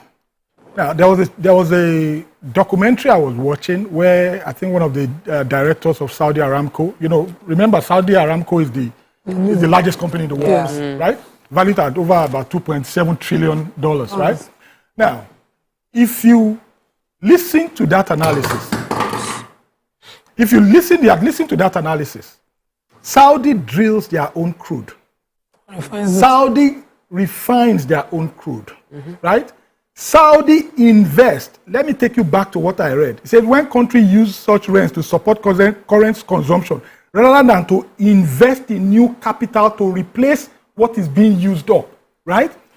Let me bring the analogy home. Your father says, I'm 90 years old. I want to divide up my assets, right? Morayo, I'm giving you 10 houses. And those 10 houses, each is worth 100 million. So on paper, immediately, you're worth $1 billion, right? Good. Now, Morayo takes one house every year and sells, right? She takes 100 million and then goes on a trip. She goes to Milan, she goes to Paris, she buys all the Gucci's and then puts the whole family in a plane and then they go to the Caribbean and then she changes her car, right? And everybody will say, oh, Morayo has arrived, right? But on paper, you're getting poorer. Just lost the Good. house. Yeah, you've already depleted your asset by what? 100 million. By 100 million. Now, what the World Bank is saying is that we know countries will sell mineral assets, right? What you're supposed to do with the Saudis and the UAE and with the World Bank is saying here, when countries use such rents to support current consumption, rather than to invest in new capital to replace what is being used up, they are in effect borrowing against their future.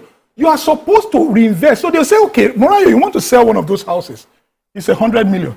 Take 60 million. Invest in ABC.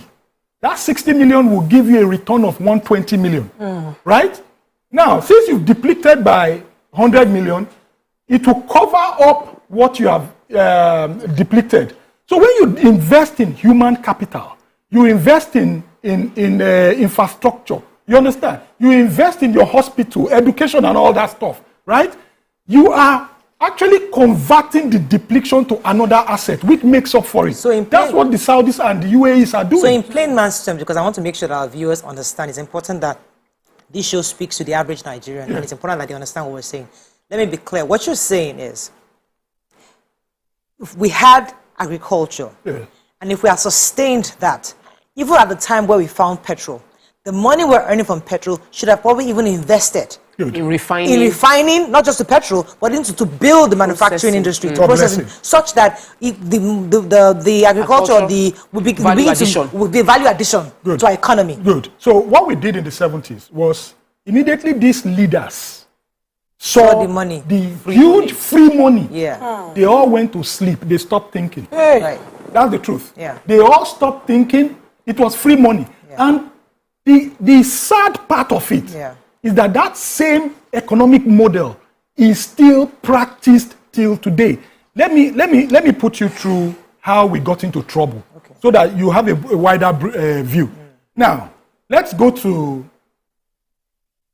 from 1973, right? From 1973, the price of crude oil was still momentarily high. You understand? Now, go to slide 6. By 1979, another thing will happen that would push the price of crude up again. Go to slide 6, the Iranian Revolution of 1979. The Ayatollah came in. And when the Iranian Revolution came in, when please run us through from slide 6 to slide 10, please. Just run it through. Now, the Iranian Revolution started in 1979. What happened was the people came, Ayatollah was instigating and preaching to the country that, look, we needed to remove the Western pro-Shah of Iran, right? And when that happened, Ayatollah returned to the country. This was a face-off between the US and Iran. Iran stormed the American embassy, seized 66 hostages, and held 52 of them. Next slide, please. Held 52 of them for about over a year. Now, that's the rift that Iran and the US are still on till today. You understand? And because of that, oil prices went up again. So by 19, go to slide 13. By 1980, right, Iran, because of the crisis, crude oil prices had increased from $1.21 in 1970 to over $35 annual average in 1980. So just imagine the kind of money Nigeria had. You understand? And shortly after, we went into SAP. No, good. No, that's where the problem, that's what I want to discuss now. That's where the problem now started. So now, the US over-dependent on oil. In 1981, Iran and, go to slide 12, please. Iran declared, I think Iran or Iraq declared war on their neighbor. Iran-Iraq war, right? When the US saw that there was no end in sight, what the US now did was to start to plan ahead. Reagan, because of that problem between Iran and the US then, Reagan administration, right? What had happened was, slide 11, Jimmy Carter lost the election, Reagan came in, right? Now, when Reagan came in, Reagan passed a policy because there was no end in sight. The Iraq that is supposed to be giving them crude again had now gone into war. You understand? Nigeria was making petrodollars. Our leaders folded, our leaders folded their hands, they stopped thinking. You understand? So now, when Reagan came in, he passed policies that the US should start drilling oil, right? And then what now happened was that I think crude oil cut down from the industrialized world from about 13%. And then the US also now started drilling oil. So there was oil glut.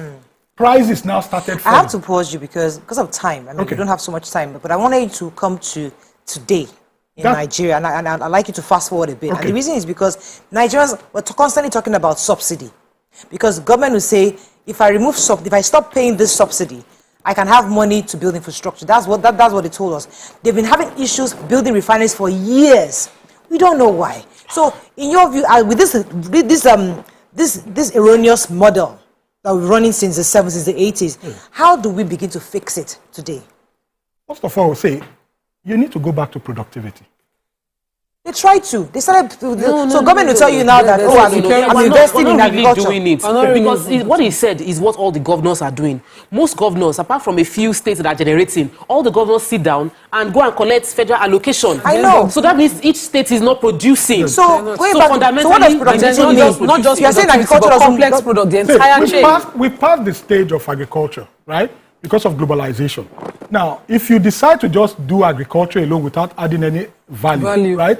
You export this thing, they will export it back to you. You re-import it. So the basic thing on how to build wealth is to add value to something.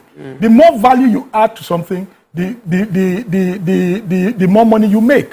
You understand? Now, let me explain something else again. If you look at all your mineral resources, right? All the commodities that you're selling, they have a bench price in the international market. But once value is added to this phone and is manufactured, right? If Apple likes it, it sells them for $10,000 or $20,000. It's nobody's business. Nobody will put a benchmark on it. The only reason why Apple will say, okay, I cannot sell for $20,000 or $10,000 is because there's a competition in the market, right? We must go back to productivity and leave this consumption. The consumption is what is killing us. Go to slide 17. Let me give you, go to slide 17, please. Slide 17. Responses. Okay, now, look at our trade deficit, right? Do you know why the dollar has been on a free fall? Look at the trade deficits from 2014 to 2020. Between 2014 and 2020, we've recorded a total trade deficit of 102 billion. This is 2021 is not added, right? Now, what is trade deficit? Your import is more than your export, right? So you're recording a trade deficit. Your export is what supplies your dollars. So when you export and you have a trade surplus, you have enough dollar in the economy to spend. But when you have a trade deficit, that means you have very few dollars to spend. That means that the demand on the dollar, right, outweighs the supply. You understand? And that trade deficit will not close unless we do something drastic. It will not close, and the naira will continue on the free fall unless we close that trade deficit. And it's getting wider. There's a realistic question out there because, Nigerians are always looking for magic. What's the realistic timeline if we start today? How long will it take, really, for us to see results? That's a very difficult question. So let me because Nigerians help that. This is how it is a very difficult question. Yes. But you see, you need to lay the foundation. You understand? And make sure that every subsequent government follows that. See, industrialization have 4 main factors: innovation, government policy, availability of resource demand, and industrial infrastructures. When the West innovates, the government comes in immediately with policies to support that innovation. How can we multiply this thing? How can we scale it up? You understand? Because it's going to benefit our economy. Do you get it? And then the government brings out policy on how to sell. They debate, they protect, they patent and protect all those. Now, you have people who are seated in the National Assembly, and all they debate is how to share money. No policies on... there was a time I saw a young boy who designed a drone. And this guy was on Facebook trying to promote his product. And all on his own? All on his own. The next thing, one Finnish company. Yes. Hijacked him. Because they know. Yes, they hijacked him and took him away. Yeah, because somebody is earning salary at the Institute of Research and something, and he doesn't know what to do. Another thing that is, I think that would help answer your question was, I remember having a conversation with the founder of Biloxi, and he spoke about how under former President Obasanjo's administration, there was a plan to produce and increase employment, and there was conducive environment provided for that period. So when you were saying that, okay, there's innovation, policies that follow through must enhance that innovation. If you need to bring in raw materials, let it be available. Let the ports not be clogged. Let the waivers come to those who really need it. Correct. And then you are incurring proper taxation on anybody else bringing that same product into the country. Correct. So that the price will not be cheaper for imported as against local ones. So there are things that can be done that can make substantial difference. Both lawmakers and the president so we are having both legislature as well as executive working together to make change happen. Then we're going to be very short. We're going to come back. We'll wrap up on this segment. Stay with us. We'll be right back.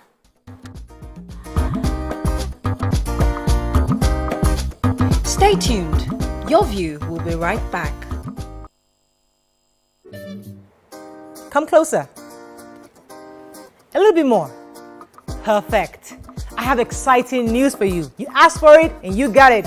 Your favorite breakfast show, Your View, will be going to 2 hours. We're going to have in-depth analysis of the newspaper review and more conversations on the hot topics. The ladies of Your View and I will be stirring up our guests to get in-depth into all the various topics, and you, our viewers, will have the opportunity to call in and share your views. After all, it's Your View. Join us on Your View, 9 a.m. to 11 a.m. for a fantastic conversation.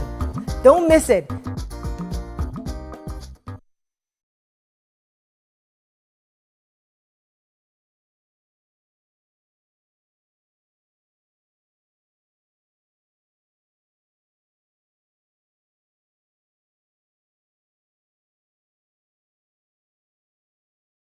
Television just got real.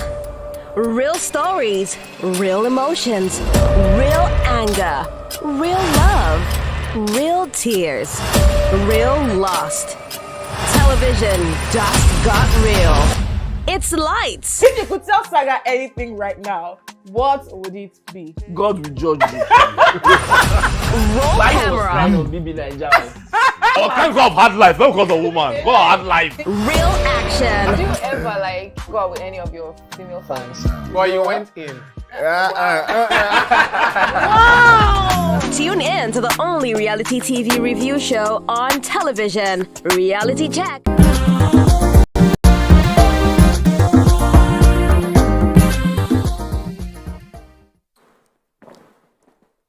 Thanks for staying with us. All right, so we'll still continue this conversation. Talk about the question. So the question I want to pose is, you've highlighted the problem, and Mariah was saying earlier, which we all agree, we need to prepare effectively for 2023. Now, of course, it's not going to be magic, but what are the key pointers that will help us know that this candidate knows what they're talking about? This candidate understands the problem we're facing, and this candidate is preferring reasonable solutions to the problem. We don't want to hear rules. Good. Now, part of the analysis I also did was moving away from promises to political ideology, right? Now, if you go, let's take the US, for instance. Let's take the US, for instance. What is political ideology and why does it matter? A political ideology is a set of related beliefs about political theories and policies held by an individual, group of individuals, or a particular social class.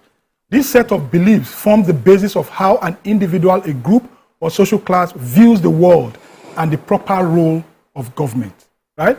Now, why is political ideology important? Ideology sets a direction for a nation to develop by helping in setting national goals and guidelines for the achievement of these goals.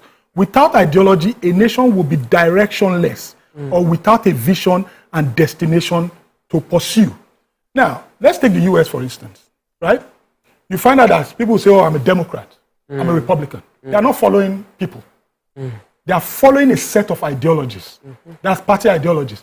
For instance, the Republicans are anti-gay, they are anti-LGBT, they are anti-abortion, they are anti-immigration, right? They don't tax the rich. You understand?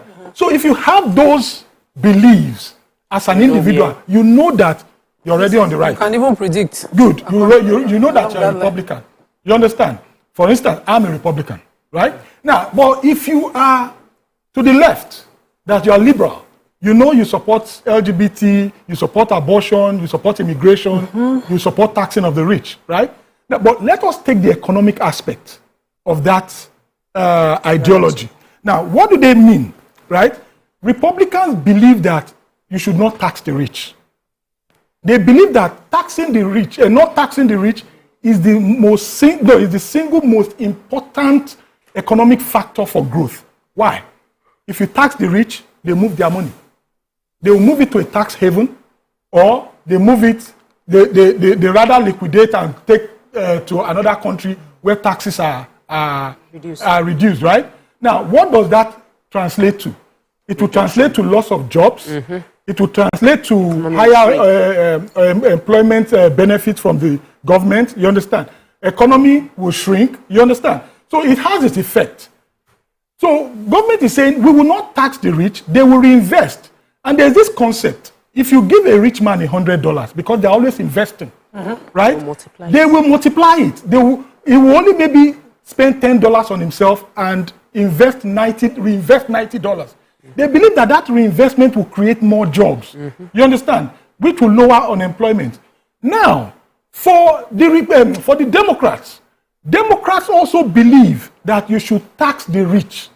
Give to the poor. And lessen lessen the burden on the middle class and the poor. Why? Of the 5 factors that make up your GDP, consumer spending, government spending, investment, import and export. Consumer spending alone is 66.6%. So what the Democrats are, the ideology is, okay, if the middle class, we reduce taxes on the middle class, they will spend more. Remember, when you're driving stimulus, it's basically to increase spending, right? So they are saying, we should reduce taxes on the middle class and the poor, so that they will spend more and economy will what? Will expand, right? These are ideologies. We need, going back to her question, we need candidates and parties that will tell us, oh, we don't want promises, I will build you roads. I will build you this, I will do this. No. What are the party ideologies? And then we will now measure you after 4 years. That's what is done in the US. They will measure you after 4 years and say, okay, you said this, the party was going to do this, right? Did you stick to them? If not, we're throwing you out and voting for the next candidate. Or we will not bring you back as the party representative.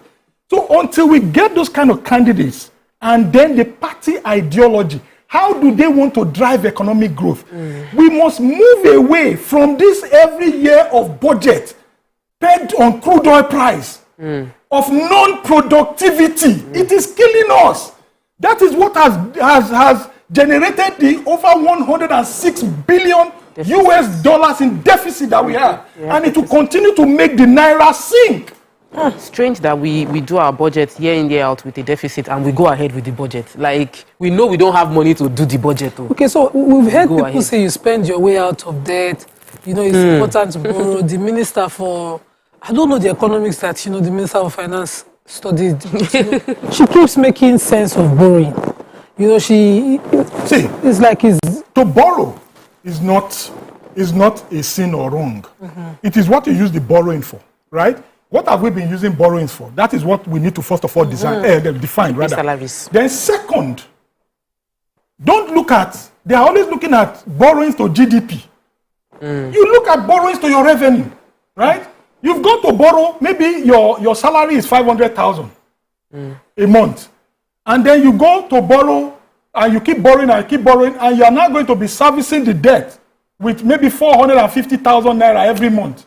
And you only have 50,000 naira to take home. Well, let me ask you this, because I don't like to fall into the trap of consistently blaming government, because I know government here has to be blamed, but it's always so easy to do that. That's like the easiest thing to do. In a situation where you have a nation of Nigerians who don't pay taxes, we don't even believe in every single person, almost every single Nigerian who's running business here is evading taxes somehow. Because this same government is trying to say, I can diversify where I get our revenue from, aside some crude. They are also trying to support in the agricultural sector. So I agree with you, it's all about agriculture. But there are many, they'll tell you that, government will say, I did the anchors borrowers to loan money to lots of thousands of farmers. But guess what? They're not returning this money because they feel like it's a national cake. So they keep trying, they have these interventions. But for whatever reason, shouldn't there be a corresponding enthusiasm on the part of the people to also do their own bit, so that we can have more revenue to invest back in manufacturing productivity? Okay, good. To answer that question, I'll answer it in a way. You see the rent seeking, I told you earlier, right? There are consequences for the economic model we practice. Yeah. We practice what I've come to term an asset depletion economy, which is also termed the rent seeking economy, right? Now, one of the consequences is, let me read out the 5. Reduced economic efficiency through misallocation of resources. That's one. Reduced wealth creation. Lost government revenue, right? And then heightened income inequality. And then the last one is potential national decline, right? Now, that's why when people say, there's banditry, there's this, there's that, I laugh. And I tell them, it's expected. It is expected because of the economic model you practice. Now, let me go back to your question. Because government sits back to collect oil revenue monthly without productivity, there is no incentive to invest and drive tax revenue. Today, Nigeria has one of the lowest tax to GDP ratio in the world. As of 2019, it was 6%, reaching 8% in 2021. Now, how do you want to tax somebody that is living from hand to mouth? How?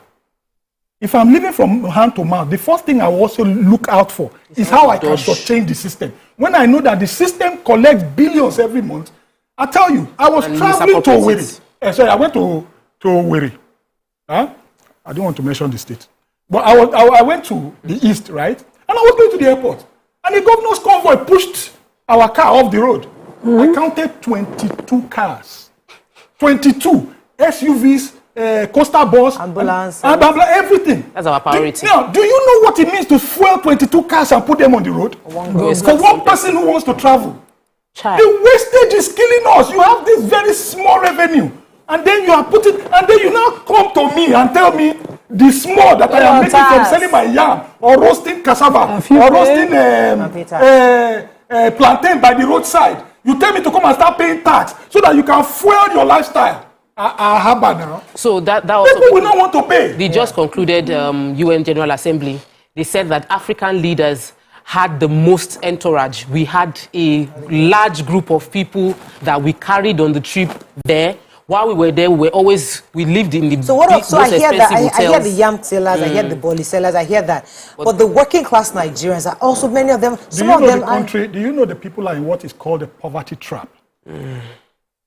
We are all the country is in what is called the I said something earlier, right? Let's go to please. Leadership. We have to wrap up. I want to quickly show you this, please. Go to slide 16, please. You find that you're seeing a currency that is depreciating both during economic growth and economic recession. What does that tell you? Your wealth is eroding. And then second, the critical investment that government is supposed to be doing, they are not doing it. Do you get? And then because of those critical investments, I am having to put my children in private schools. Do you get it? How much of my salary goes into paying school fees every year? Really high. People live from hand to mouth because of this economic model. Right. We must change the economic model if we must survive. We must. Fantastic. In our lifetime. I like that. And I think that this is a good time for us to talk about these things, how to fix our nation. Because sometimes we just play lip service to it. But if somebody is able to break it down the way you have done it, I think many of us have understood. Let me just take to it too. That's to rush up. Yeah. Emmanuel says, nice socio-economic analysis, but something that is well understood by enlightened minds like those in the studio. However, the real issue is the highly illiterate and impoverished population that can never understand it, yet constitute the larger chunk of the population. Let's start from there. All right, so I think we have to wrap up, but on a nutshell, we must become productive. I mean, and we've abandoned that productivity, and we've totally focused on the petrodollar. We're saying that it's very clear that we cannot continue to depend on the petrodollar, and the nation, for us to change our economic model, we have to become. Now, being productive means that our natural mineral resources should therefore be converted to products or produce that we can sell and export, not just taking our crude oil and our resources and exporting it and getting money for the country. I think it's much better. But thank you so much, sir. Can I say something? Yes, sir. Everything we suffered in the 80s and 90s was as a result of the end of the oil boom of the 80s and 3 years trade deficit, 1981, 1982, 1983. Now, oil boom ended in the 2000s again. We've recorded 8 years trade deficit of 106 billion. The tsunami that is coming. I don't think people know. Okay, we'll see how that goes. Switch, all right, that's all we can take on the show today. Happy Independence. We're still celebrating independence. Today is a public holiday. We hope that today we not only reflect, we also have good thoughts that this tsunami will not come, and the human capitals, and that we will do what we need to do what we need to do to make the avert country better. That's all we can take on today's show. Have a great day. We'll see you tomorrow. Bye for now.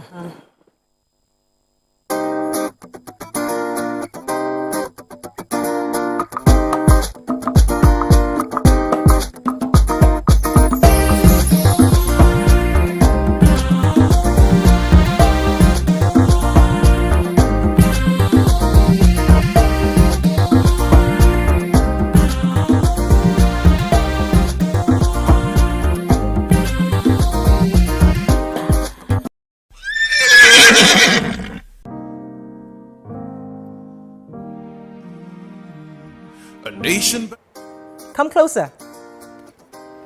A little bit more. Perfect. I have exciting news for you. You asked for it and you got it. Your favorite breakfast show, Your View, will be going to 2 hours. We're going to have in-depth analysis of the newspaper review and more conversations on the hot topics. The ladies of Your View and I will be stirring up our guests to get in-depth into all the various topics, and you, our viewers, will have the opportunity to call in and share your views. After all, it's your view. Join us on Your View, 9 a.m. to 11 a.m. for a fantastic conversation. Don't miss it.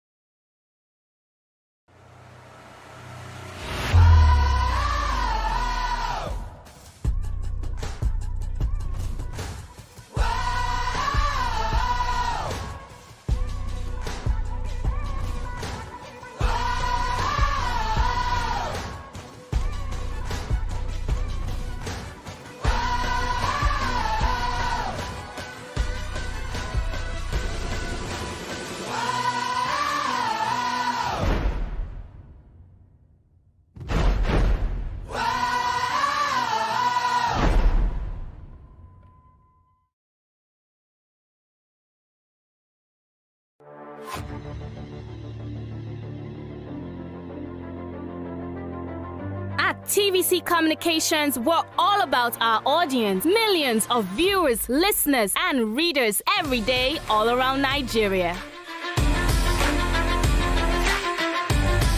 Our 2 TV stations are among the most watched in Nigeria. TVC News is our award-winning 24-hour national and international news channel headquartered here in Lagos, broadcasting live from our custom-built state-of-the-art news headquarters. TVC, the top-rated family entertainment channel, is the place for fun, music, and information. With our breakfast show, Wake Up Nigeria, the all-female chat show, Your View, the best soaps and dramas from Nolly, Bali, and Hollywood, music and entertainment blast, courtesy eSplash, and of course, award-winning news and current affairs. It is all here. With news bureau and studios around the country and the ability to go live anywhere, anytime, we are first for breaking news in Nigeria. Awarded the NMMA TV Station of the Year, TVC News is the station of choice for news that is first, accurate, balanced, and reliable every time. TVC and TVC News watched by over 4.5 million people in Nigeria every day on terrestrial, DTH, DTT, OTT, and available to viewers in the UK on Sky TV. Watch all of our world-class programs on TV, online, and on our app. TVC and TVC News, the best entertainment and news for Nigeria on TV and online. And when you can't watch us, listen to us. 102.3 Max FM Lagos and 90.9 Max FM Abuja are now ranked among the most listened to radio stations in Nigeria. Now, with over 1.5 million listeners every day, we're the people's favorite radio station. Best hit music, best on-air talent. Max 102.3 hit music for Lagos and Max 90.9 hit music for Abuja. We are your home for that fun, entertainment, and hit music. In Lagos, TVC, our leading family entertainment TV channel, has a 47% market share. But this is just the start of our journey as we plan to add even more services to entertain and inform our ever-growing audience. Thanks for being part of the TVC Communications story.